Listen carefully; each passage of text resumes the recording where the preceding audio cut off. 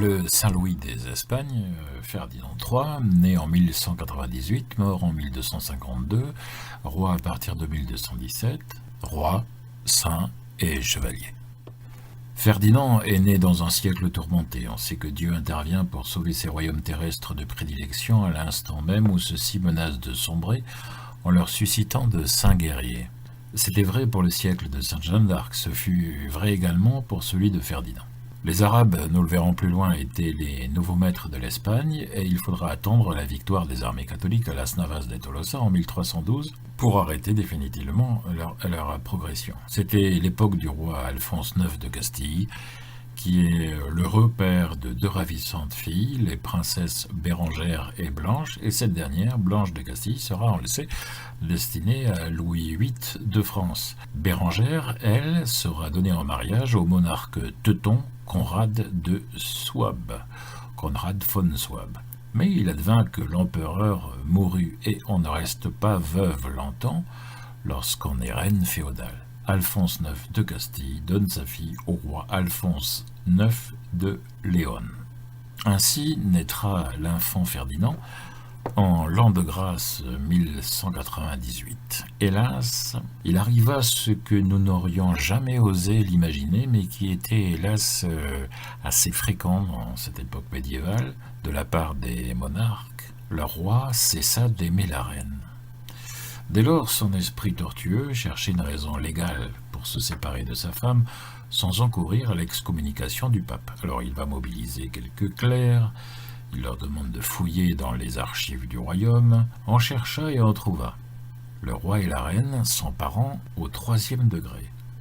Il n'en faut pas plus au détestable monarque pour dépêcher un messager au pape. Le chef de la chrétienté jugea en effet qu'il était préférable que le roi et la reine se séparassent.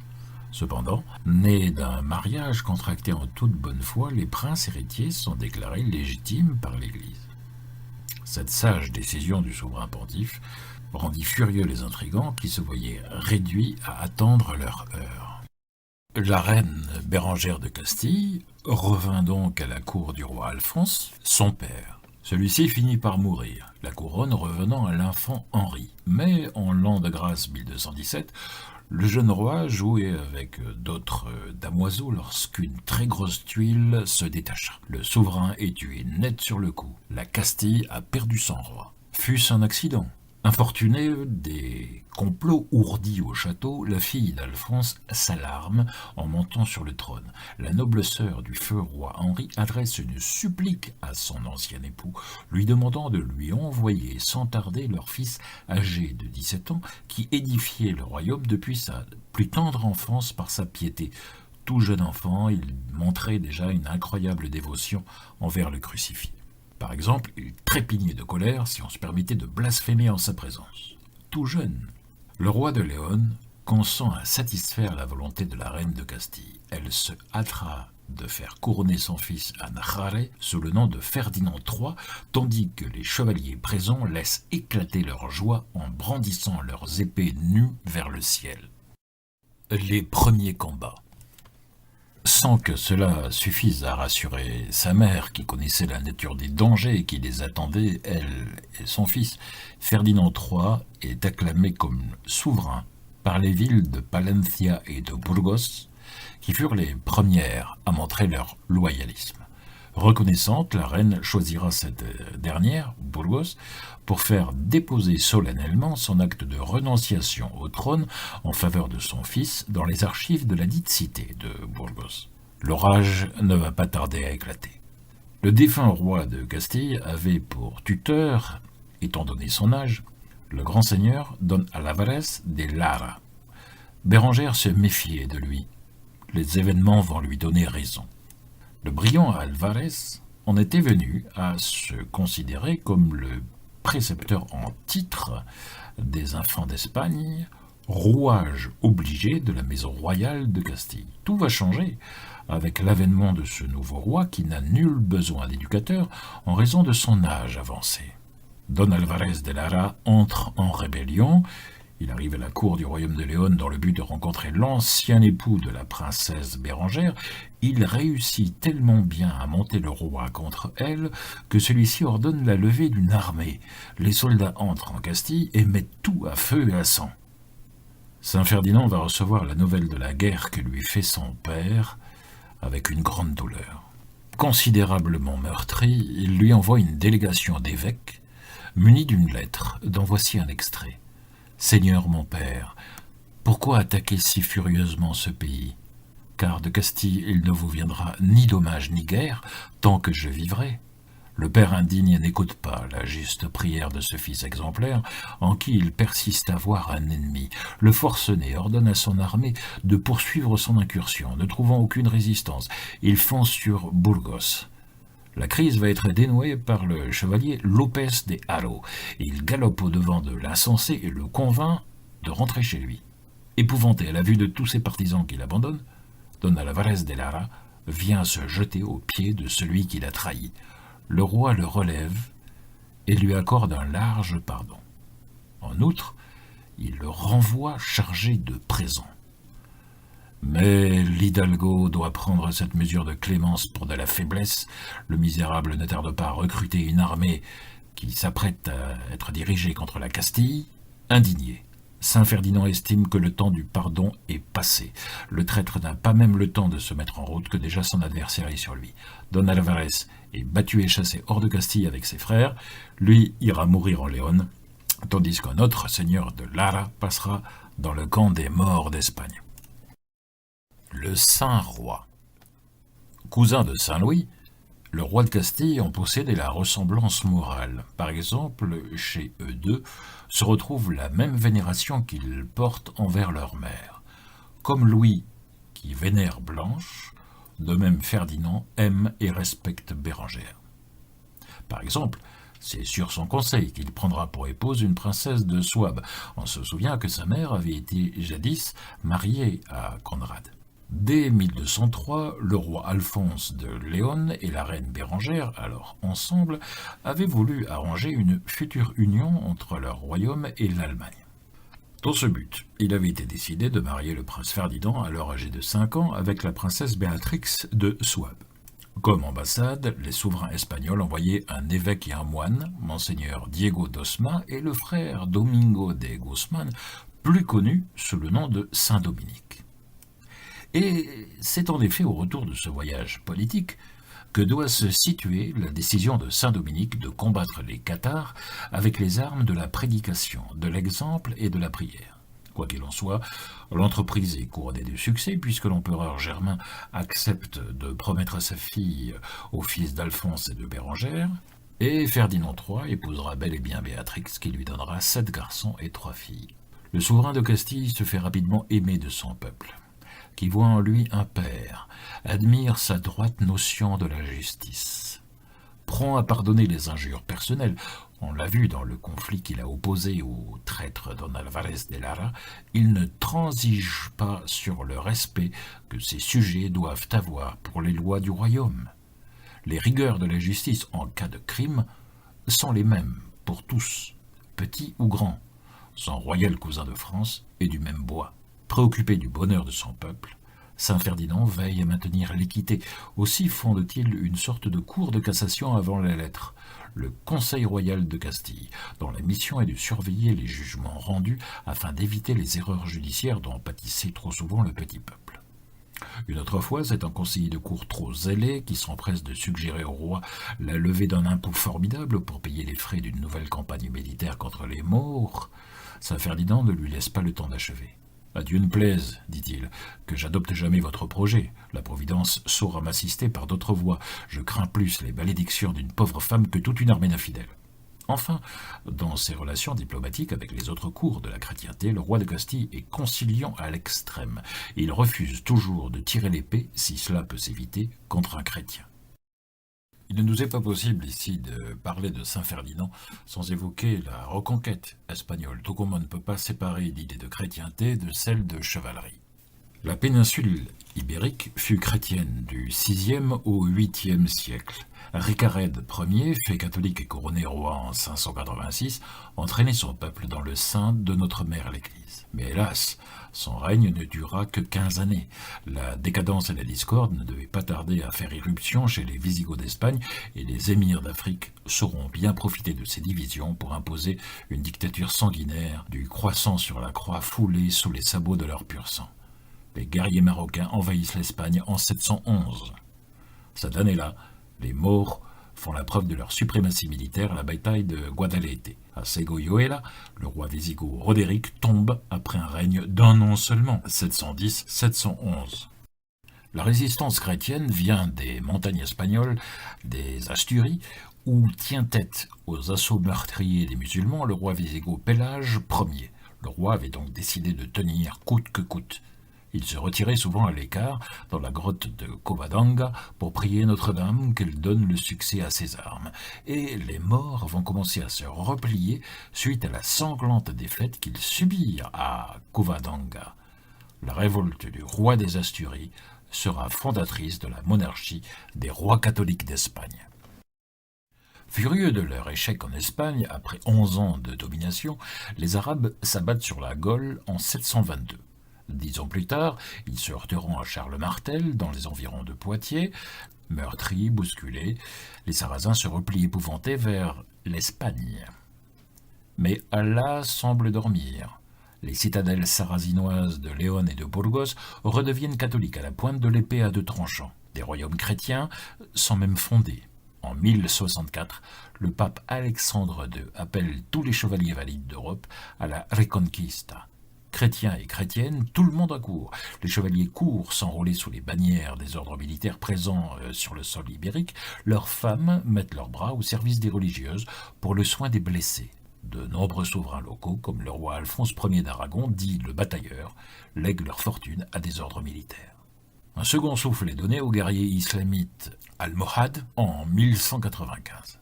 En effet, hélas, les armées chrétiennes se font sévèrement étriller à la bataille de l'Arcos. Grâce à Dieu, survient le 16 juillet 1212. La magnifique victoire catholique de Las Navas de Tolosa marque l'arrêt de la progression berbère en péninsule ibérique. Il reste néanmoins à reconquérir tous les royaumes encore aux mains des musulmans. C'est à ce travail colossal que va s'employer Saint Ferdinand. Un jour de l'an de grâce 1225, l'horizon poudroie, à la vue des guetteurs berbères postés sur le chemin de ronde des murailles de Baessa. L'un d'eux lance un cri qui jette de la panique dans la citadelle.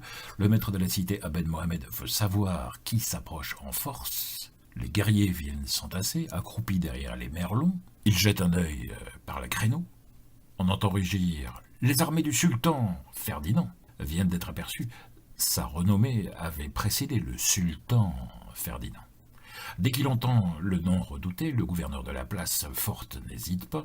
Il envoie un émissaire implorer que la ville soit épargnée. En échange, elle appartient au sultan Ferdinand. Abed Mohamed sera l'esclave du sultan Ferdinand.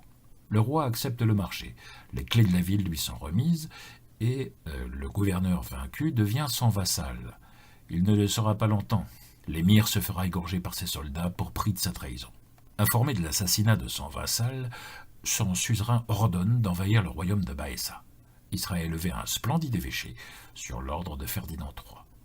20 villes sarrasines seront ensuite enlevées aux sultans de Jaén et de Cordoue. Que n'a-t-on pas lu de la plume de nos adversaires depuis 1995 sur les crimes des croisés, leur barbarie, leur soif de conquête, dans la presse spécialisée? Certes, les hommes du XIIIe siècle n'étaient pas des enfants de cœur, mais se mesuraient-ils à des anges? En outre, le moteur de la reconquête, comme toute croisade, n'est-il pas chrétien? N'est-il pas de rendre une terre catholique à son vrai droiturier suzerain, le Christ? Les exploiteurs professionnels de la crédulité publique ne publieront sans doute jamais ces quelques lignes de Saint Ferdinand dans leurs publications dites historiques. Seigneur, vous qui sondez les reins et les cœurs, vous le savez bien, c'est votre gloire que je cherche, et non pas la mienne. Je ne me propose pas d'acquérir des royaumes périssables, mais d'étendre la connaissance de votre saint nom. Ce modèle de croisé se voulait être le chef d'une armée de soldats du Christ. Lui-même donnait l'exemple. Le roi jeûnait strictement, portait un cilice à même la peau, passait une nuit en prière avant le combat. Avant de grimper à cheval pour galoper sus à l'infidèle, saint Ferdinand accrochait une représentation de la très sainte Vierge Marie à l'arçon de sa selle. Oui, Ferdinand III fut réellement un chevalier de Notre-Dame.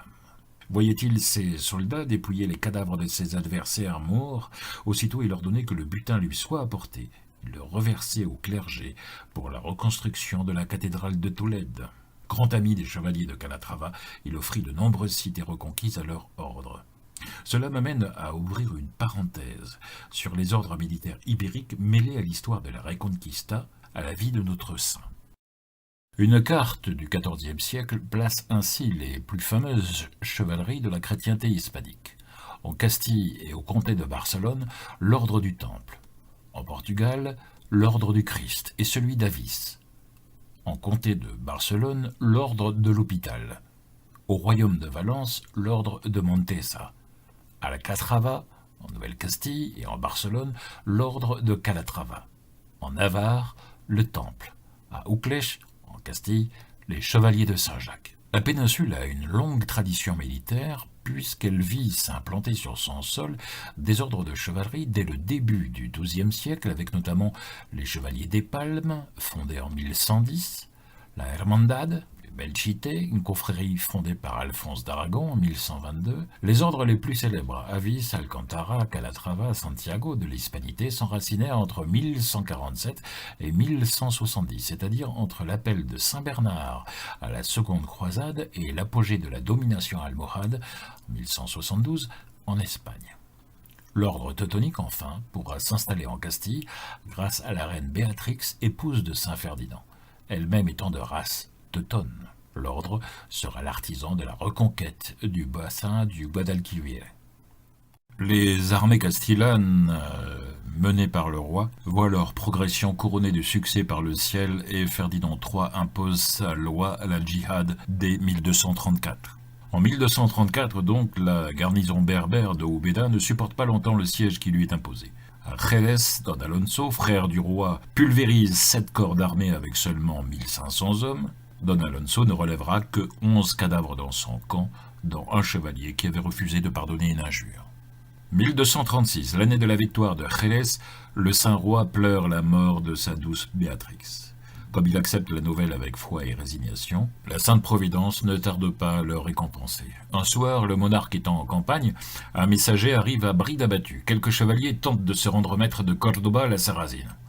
Cordoba, la capitale des morts d'Espagne, qui tiennent 300 000 habitants en leur pouvoir, plus quelques chevaliers à présent. Le Saint-Roi n'hésite pas une seconde. Au mois de juin 1236, les soldats de Castille entrent en vainqueurs dans l'ancienne cité des califes. À la demande de Ferdinand III, l'évêque d'Osma s'empresse de purifier la mosquée de la ville, destinée à devenir la belle cathédrale de Cordoue. Et comme 200 ans en arrière, le calife Al-Mansur y avait fait suspendre les cloches de Compostelle, amenées sur les épaules des esclaves chrétiens, le roi ordonne de ramener les bourdons à leur lieu d'origine et sur le dos des prisonniers musulmans. Sur les conseils de la reine Blanche de Castille, le roi veuf épouse Sainte-Jeanne de Ponthieu, qui lui donnera 2 fils et une fille.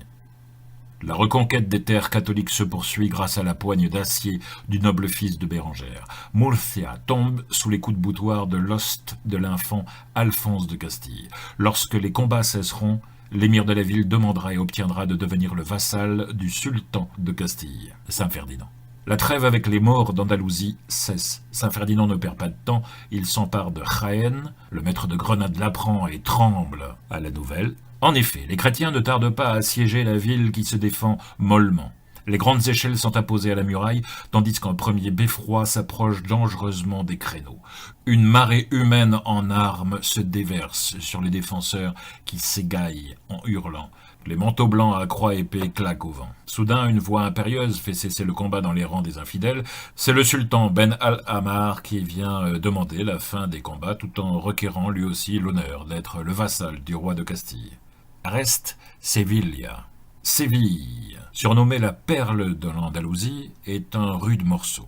La citadelle s'enorgueillit d'une double enceinte de fortification renforcée de 70 tours. Mais toute armure possède son défaut. Il a tôt fait d'être remarqué par l'assiégeant. la jonction flottante entre la Tour d'Or et le château de Triana. Pour ne pas succomber à la famine, les Maures avaient réalisé un pont de navires permettant le ravitaillement. Aussitôt, Ferdinand ordonne à son armada de commencer le harcèlement. Un combat naval s'engage. Les canons tonnent jusqu'à éclatement de la chaîne d'approvisionnement.